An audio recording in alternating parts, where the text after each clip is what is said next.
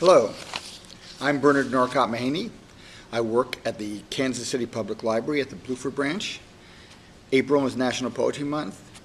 For April 2018, I will be reading poems each day of William Wordsworth, one of the Romantic poets.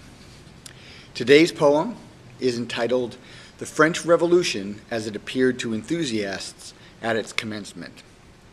Now, the French Revolution was still relatively new at the time that Wordsworth was writing poetry, so at least early in his career when he was writing poetry. So this was still news of a sort. So, the French Revolution as it appeared to enthusiasts at its commencement. Oh, pleasant exercise of hope and joy! For mighty were the auxiliars which then stood upon our side, we who were strong in love. Bliss was it in that dawn to be alive, but to be young and was very heaven.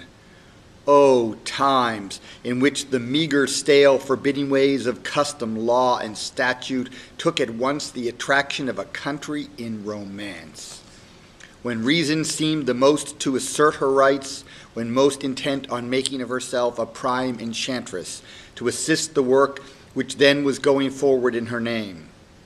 Not favored spots alone, but the whole earth, the beauty war of promise, that which sets at some moment might not be unfelt among the bowers of paradise itself, the budding rose above the rose full blown.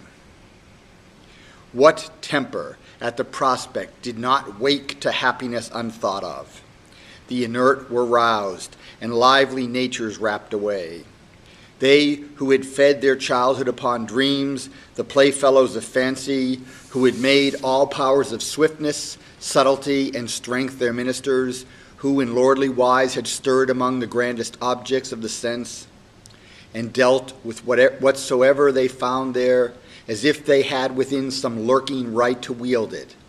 They, too, who of gentle mood had watched all gentle motions, and to these had fitted their own thoughts, schemers more wild, and in the region of their peaceful selves.